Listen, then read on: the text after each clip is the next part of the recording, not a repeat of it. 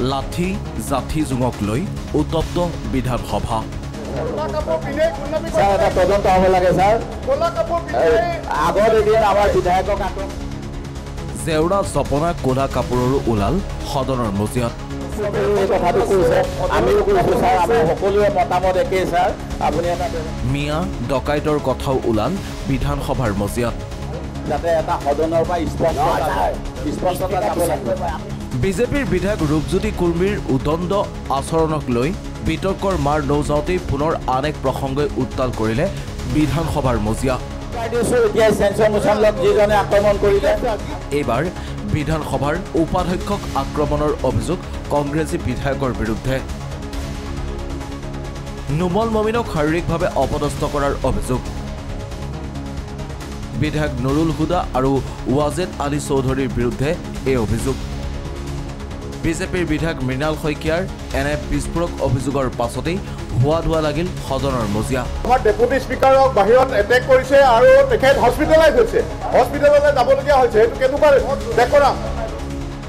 উপাধ্যক্ষৰ গাত হাত দিছে নুৰুল হুদাক সদনৰ পৰা বহিষ্কাৰ কৰিব লাগে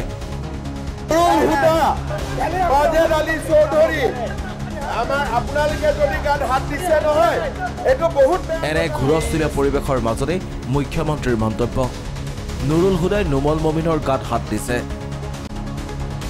নুমল মমিনে মোক হোৱাটছএপ যোগে জনাইছে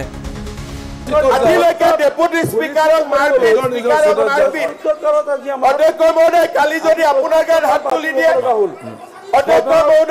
কালি যদি আপোনাৰ গাত হাত তুলে আপুনি চিচিটিভি কেমেৰা চাওক ইমান মূল্যৱান ভাল কথা হোৱা নাই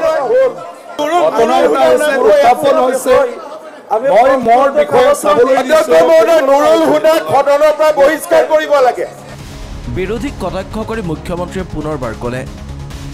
বিধানসভালৈ ক'লা কাপোৰ পিন্ধি আহিছে মাৰপিট কৰিবলৈহে নুমল মমিনক আক্ৰমণৰ তদন্তৰ দায়িত্ব আৰক্ষীক দিয়ক অধ্যক্ষ মহোদয় বিষয়বস্তুবিলাক আমি ভাৰতীয় জনতা পাৰ্টি বা আমি এইবিলাকত সমৰ্থনত নহয় আজি ডেপুটি স্পিকাৰ তেখেত ইয়াত আহিছে তেখেতে এফআইআৰ দিব আৰু পুলিচে এফআইআৰখন ইনকুৱাৰী কৰাৰ আগতে আপোনাৰ অনুমতি ল'ব আৰু আমি আইনে যি আমাক ৰাস্তা দিব আমি দেখুৱাম সদনৰ বাহিৰত মাৰপিট কৰা বুলি যিটো কথা ওলাইছে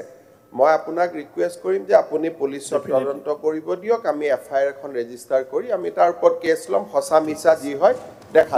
মই জনজাতীয় লোক আৰু চাহ জনগোষ্ঠীৰ বিধায়কক আক্ৰমণৰ লক্ষ্য কৰি লৈছে কংগ্ৰেছে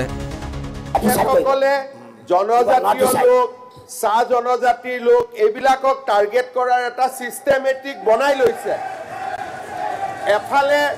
এফালে টি গাৰ্ডেনৰ মানুহক এফালে জনজাতি লোকক আৰু আপোনালোকে নিজে বুজি পাওক আপোনালোকে যিবিলাক মানুহে হাত তুলি আছে এইবিলাক মানুহৰ লগত ইয়াত সামাজিক বাতাবৰণো বেয়া হ'ব যিবিলাক মানুহে আমাৰ ট্ৰাইবেল মানুহৰ ওপৰত হাত তুলিছে এই মানুহবিলাকৰ যদি পিছফাললৈকে যাওঁ তেতিয়া ঘটনাটো আৰু ডাঙৰ এটা কথা হ'ব এইকাৰণে মই হাউচত বহুত ক'ব খোজা নাই শাসকীয় পক্ষক প্ৰত্যাহ্বান জনাই বিৰোধীৰ দাবী আক্ৰমণৰ বিষয়টো তদন্ত কৰিবলৈ সদনত কমিটি গঠন কৰক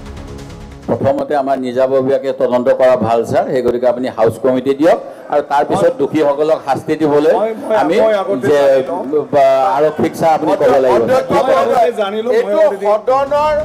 পুনৰ উত্তপ্ত সদন লগে লগে 10 মিনিটৰ কাৰণে স্থগিত সদন পুনৰ আৰম্ভ হ'ল সদনৰ কাম কাজ এইবাৰ কংগ্ৰেছী বিধায়কৰ আক্ৰমণৰ বলি হোৱা উপাধ্যক্ষ নুমল মমিনে হাতত বেণ্ডেজ মাৰি উপস্থিত হ'ল সদনৰ মজিয়াত আজি কুৱেশ্যন আৱাৰ আৰম্ভ হোৱাৰ আগে আমি সদনত সোমাবলৈ যেতিয়া আহিছিলোঁ ডেপুটি স্পিকাৰৰ দৰ্জাত ক'লা কাপোৰ পিন্ধি নুৰুল হুদা আৰু তেখেতৰ সতীৰ্থসকলে বাধা প্ৰদান কৰিছে আৰু সোমোৱাত ঠেলাই হেঁচাত আমি হাতত দুখ পাইছোঁ আৰু কি উদ্দেশ্য লৈ পেলাই এইটো তাত প্ৰথমবাৰ আমি আগতেও দেখা নাই 9 বছৰৰ বিধায়ক 4 বছৰ হ'ল মোৰ উপাধ্যক্ষৰ দায়িত্ব লোৱা আৰু সকলো সদস্যকে আমি সমান হিচাপে ব্যৱহাৰ কৰোঁ কংগ্ৰেছী বিধায়ক নুৰুল হুদাৰ মন্তব্য কসম খাইছোঁ মই উপাধ্যক্ষৰ গাত হাত দিয়া নাই এই পবিত্ৰ সদনত থিয় হৈ কসমকে কৈছোঁ মই কোনো ধৰণৰ চিচিটিভি ছাৰ কোনো ধৰণৰ হাত মোৰ এনেকৈ আছে ছাৰ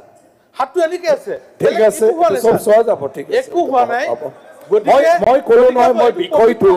উইদিন মিনিট উইদিন ছেকেণ্ডত মই কি মানে পবিত্ৰ অন্তৰে কৈছো ছাৰ এনেকুৱা কোনো একো হোৱা নাই এনে হুলস্থুলীয়া পৰিৱেশৰ মাজতেই অধ্যক্ষৰ আশ্বাস সমগ্ৰ ঘটনাটো তন্নকৈ পৰীক্ষা কৰি সিদ্ধান্ত লোৱা হ'ব বিজেপিৰ বিধায়ক ৰূপজ্যোতি কুৰ্মীয়ে অখিল গগৈলৈ চুচালোৱাৰ বিতৰ্ক মাৰ নৌযাওঁতে আকৌ এক নতুন প্ৰসংগক লৈ উত্তাল হৈ পৰিল বিধানসভা অধিৱেশনৰ সোমবাৰৰ দিনটো अन्नपूर्णा काव घी देश के हर एक खाने को लजीज बनाता है।